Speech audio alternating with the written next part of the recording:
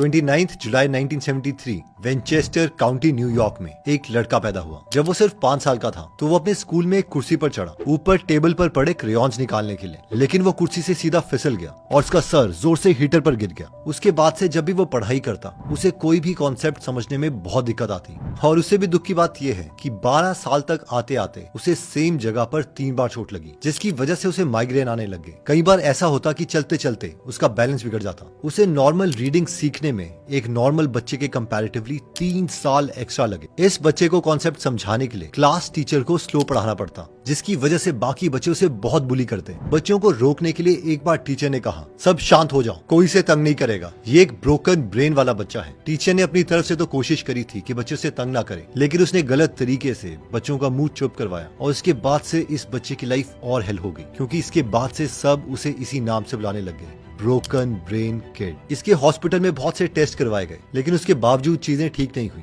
जैसे ही ये पढ़ता इसका सर दर्द से शुरू हो जाता, जिसकी वजह से इसने मोटी स्कूल की बुक्स किनारे रख दी और एक्समैन कॉमिक्स को उठा लिया। जिन्हें नहीं पता, एक्समैन एक popular super hero comic series है जिसमें म्यूटेंट्स होते हैं, ऐसे लोग जिनमें जन्म से ही अलग अलग सुपर पावर्स होती है, लेकिन सोसाइटी उन्हें समझ नहीं पाती, जिसकी वजह से बाकी लोग उनसे दूर रहते या फिर बहुत डरते। जिम को लगा कि उसके साथ स्कूल में एग्जैक्टली ऐसा ही हो रहा है, और उसे लगा कि वो भी एक म्यूटेंट ही है। कॉमिक में एक कैरेक्टर है प्रोफेसर चार्ल्स, जिनका एक बोर्डिंग स्कूल होता है जिसका पूरा नाम Xavier school for gifted youngster था। कहानी के हिसाब से ये स्कूल वेंचेस्टर न्यूयॉर्क के एक बड़े मेंशन में छुपा हुआ था। क्योंकि जिम भी वेंचेस्टर में ही था, तो उस वक्त उसे लगता था कि यहीं पर ये स्कूल होना चाहिए, और उसे लगता कि उस स्कूल में वो अपने ब्रोकन ब्रेन को सुपर पावर में कन्वर्ट कर सकता है। इसीलिए वो स्कूल को ढूंढता रहता, लेकिन उसे कभी भी वो स्कूल नहीं मिला। जब ये कॉलेज में पहुंचा तो कॉलेज का पहला साल इसके लिए एक नाइटमेयर था, क्योंकि पहले साल में ही उसे बायोलॉजी का एक चैप्टर पढ़ने में 7 घंटे लग जाते। सेमेस्टर खत्म होते होते उसे हर सब्जेक्ट में C- मिल रहा था, जिसका मतलब था कि अगर उसने अगले सेमेस्टर्स में अच्छा नहीं किया तो उसे कॉलेज से निकाला जा सकता है। एक दिन ये अपने दोस्त के घर गया, जहाँ पर उसे उसके दोस्त के पापा मिले, जो कि एक रिटायर्ड इंजीनियर थे।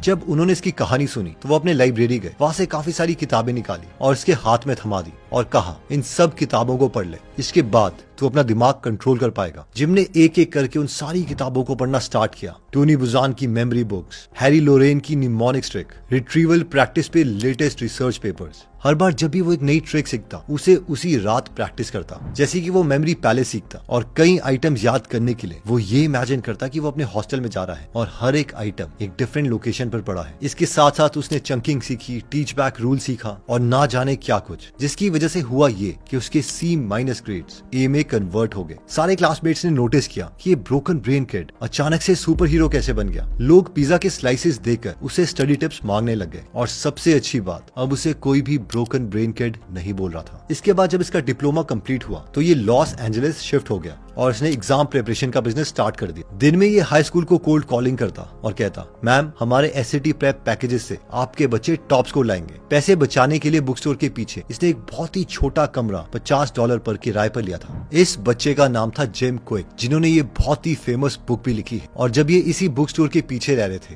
तो इन्होंने क्विक रीडिंग डेमो क्लासेस शुरू करी, जो कि 6 स्टूडेंट्स के साथ स्टार्ट हुई थी, लेकिन चलते चलते अब पूरे हॉल इन्हें सुनने आते हैं। 1999 में एक क्लास में एक लेडी आई जिसका नाम था लॉरेन डॉनर, जो कि उस टाइम 20th सेंचुरी फॉक्स के लिए एक्समैन मूवी प्रोड्यूसर की असिस्टेंट निकली। डेमो देख के वो इतनी इंप्रेस हो गई कि सीधा जिम को फॉक्स के हेडक्वार्टर्स बुला लिया। फॉक्स ऑफिस में जिम ने सीनियर स्टाफ के लिए 2 आवर मेमोरी ट्रेनिंग ली। वहाँ पर सबको 50 वर्ड साइमल्टेनियसली याद करके दिखाए और उन्हें रिकॉल भी किया। इस प्रेजेंटेशन के बाद जिम को बहुत जल्दी हायर कर लिया गया। जिम क्विक को काम दिया गया कि उसे ह्यू जैकमैन, हैली बेरी और माइकल फैसबेंडर जैसे हीरोज को स्पीड रीडिंग सिखानी है, ताकि ये लोग जो बार बार अपनी स्क्रिप्ट्स भूल रहे थे वो अपनी 20 पेज की स्क्रिप्ट 10 से 15 मिनट में रिवाइज कर पाए। इन सारे इवेंट्स के बाद ये ब्रोकन ब्रेन वाले किड ने 2013 में गूगल में स्पीच दी। 2014 में नाइकी ने इसे अपने ऑफिस बुलाया ब्रेन बूट कैंप के लिए। रिचर्ड ब्रांसन, जो कि वर्जिन के मालिक हैं, उन्होंने 2015 में इन्हें सोशल एंटरप्रेन्योर इवेंट के लिए बुलाया। और सबसे बड़ा इवेंट हुआ मार्च 2015 में, जब स्पेसएक्स के HR एग्जीक्यूटिव ने जिम को गूगल टॉक देते हुए सुना और अपने 80 रॉकेट इंजीनियर्स की मदद करने के लिए जिम को कैलिफोर्निया वाले स्पेसएक्स हेडक्वार्टर पर बुला लिया। और इस स्पीच में इलॉन मस्क भी बैठे थे, और इसके बाद बहुत सालों तक इन्हें इलॉन मस्क का ब्रेन कोच कहा गया। लेकिन 2020 में किसी ने ये ट्वीट किया, और जब दोबारा से जिम क्विक को इलॉन मस्क का ब्रेन कोच बुलाया तो नीचे इलॉन मस्क ने रिप्लाई किया कि इसके आइडियाज सेंसिबल हैं, लेकिन ये मेरा या स्पेसएक्स का ब्रेन कोच नहीं है। ये बस एक बार स्पीच देने आया था, जिसे जिम क्विक ने एक्सेप्ट भी किया। लेकिन किसी ने दोबारा से इस इवेंट की ये इमेज पोस्ट कर दी जहाँ पर जिम क्विक स्पीच दे रहे हैं और इलॉन मस्क अपने बेटे एक्स के साथ पीछे बैठकर इनकी स्पीच सुन रहे हैं। बट एनीवेज, अब सच्चाई जो भी हो, अब ये चाहे इलॉन मस्क के कोच हो या ना हो, बात ये है कि इनके मेथड्स काम करते हैं और हम इनके मेथड से क्या सीख सकते हैं। तो अगर हमें कोई भी नई चीज सीखनी है, चाहे हमें कोई नई लैंग्वेज सीखनी हो, गिटार बजाना हो या अपनी कोई करियर स्किल इंप्रूव करनी हो, ये 4 मेथड्स हम सबके लिए काम आएंगे। तो स्टार्ट करते हैं सबसे पहले मेथड से, जिसका नाम है मोटिवेशन फॉर्मूला। ये कहता है motivation is equal to S3 into energy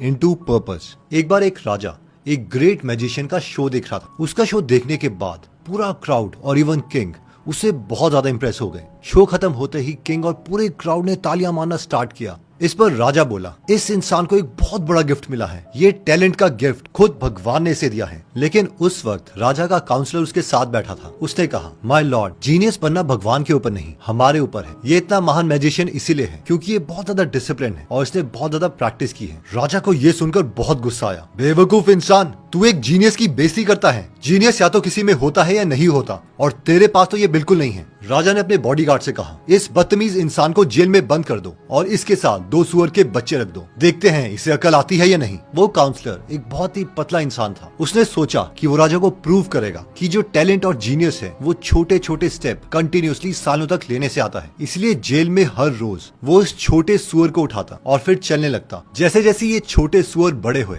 इस काउंसलर की स्ट्रेंथ भी इंक्रीज होने लग गई क्योंकि हर रोज वो उनको उठा के एक्सरसाइज कर रहा था। 2.5 साल के बाद उस राजा को उस काउंसलर की याद आई। उसने सोचा कि आज मैं जाके देखता हूँ कि उसका दिमाग ठिकाने लगा या नहीं। राजा वहाँ पे गया और उसने देखा आज कोई पतला सा काउंसलर उसके सामने नहीं था, बल्कि एक बहुत अच्छी फिजिक वाला इंसान था। राजा दोबारा से बोला, इस इंसान में क्या गिफ्ट है, ये टैलेंट इसे भगवान ने दिया है। काउंसलर दोबारा से बोला, माय लॉर्ड, जीनियस बचपन से कोई नहीं होता, सालों तक छोटे छोटे स्टेप कंटिन्यूअसली करने से किसी भी इंसान को टैलेंटेड बनाया जा सकता है। इस पर राजा उसकी बात समझ गया। इन शॉर्ट, मोटिवेशन इक्वेशन का पहला पॉइंट, स्मॉल सिंपल स्टेप्स, यानी एक साथ कुछ बड़ा करने का ना सोचो। अपने बड़े टास्क को बहुत ही छोटे टुकड़ों में बांट दो और फिर सिर्फ ये सोचो कि आज मुझे क्या करना है। अगर हम ये छोटे छोटे स्टेप कंटिन्यूअसली लेते रहेंगे तो सालों बाद हम खुद टैलेंटेड और जीनियस होंगे। मोटिवेशन इक्वेशन का नेक्स्ट पॉइंट आता है एनर्जी। डॉक्टर डेनियल एमन, जिन्होंने फेमस बुक लिखी है change your brain change your life, वो कहते हैं कि एक बार वो कहीं ट्रैवल करने गए हुए थे और काफी दिनों के बाद जब वो अपने घर पहुंचे तो उन्होंने अपने किचन में देखा कि हजारों चींटियों ने उनका किचन पूरा बर्बाद कर दिया है। वो एकदम हैरान थे क्योंकि ट्रैवल में जाने से पहले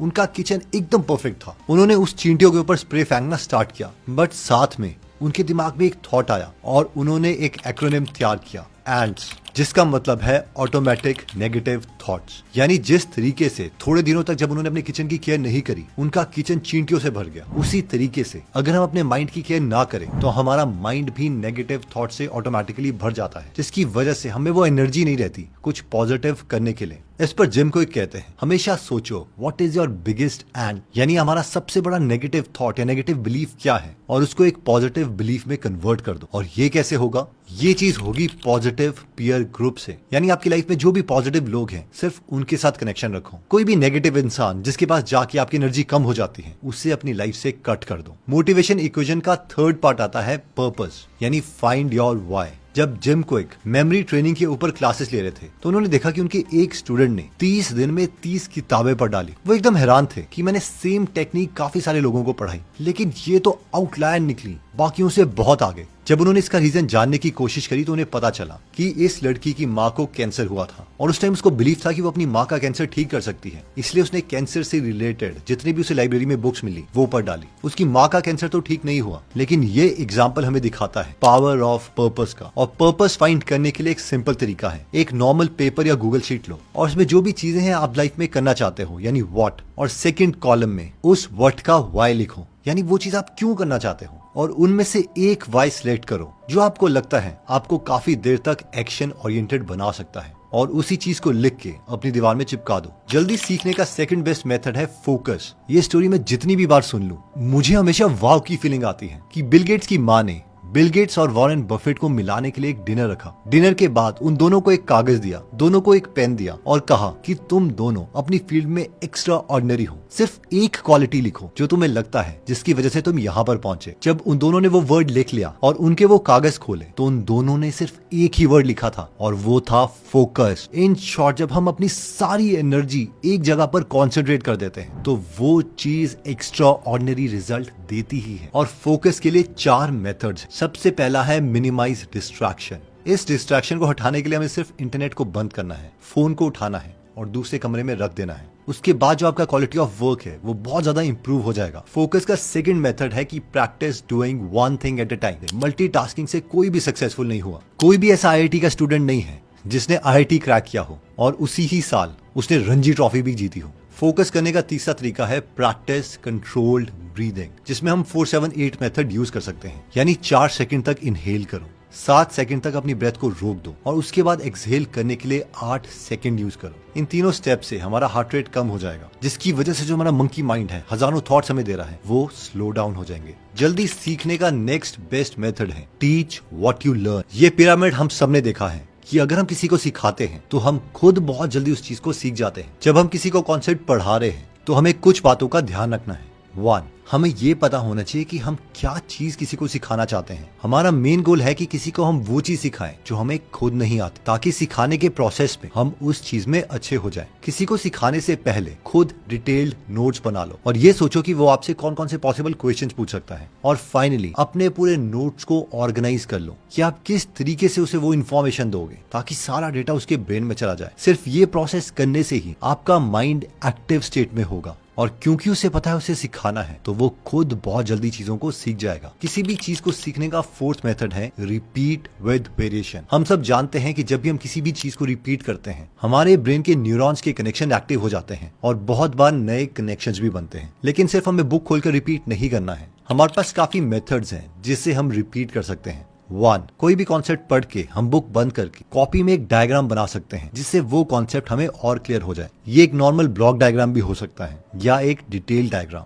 सेकंड तरीका रिपीट करने का है रिटन रिव्यू, यानी बुक को बंद करके हमने जो भी सीखा है उसे खुद लिख सकते हैं, उसे खुद समराइज कर सकते हैं कि एग्जैक्टली कौन सा कॉन्सेप्ट हमने सीखा है। इसके साथ साथ जितने ज्यादा इमोशन और अपनी लाइफ के साथ उस डेटा को हम कनेक्ट करेंगे उतनी ज्यादा हमारी लर्निंग होगी। तो एक बार पूरी वीडियो मैं आपके लिए समराइज कर देता हूँ। हमने स्टार्ट किया था जिम क्विक की स्टोरी से कि 3 बार चोटें लगने के बावजूद, ब्रोकन ब्रेन टॉन्ट्स होने के बावजूद उन्होंने डिसाइड किया कि वो सब चेंज करेंगे। और उनके लाइफ में टर्निंग पॉइंट तब आया जब उनके फ्रेंड के पापा ने उन्हें बुक्स दी। उन्होंने सिर्फ वो बुक्स नहीं पढ़ी बल्कि लाइफ में एक्चुअल में एक एक करके उन्हें टेस्ट किया और फाइनली उनकी लाइफ इंप्रूव होने लग गई। लाइफ में चीजें जल्दी सीखने के लिए उन्होंने 4 मेथड्स दिए, जिसमें सबसे पहली चीज थी motivation formula S3 into energy into purpose. यानी सबसे पहले चीजों को बहुत छोटे स्टेप्स में तोड़ दो। खुद की एनर्जी रिटेन करने के लिए नेगेटिव थॉट्स अपने से हटा दो, जिसका परफेक्ट सोल्यूशन है कि नेगेटिव लोग अपनी लाइफ से हटा दो। और फाइनली तीसरी चीज थी पर्पस, यानी कि व्हाई। एक शीट में व्हाट लिखो, हमें अचीव क्या करना है, और इसके साथ लिखो व्हाई,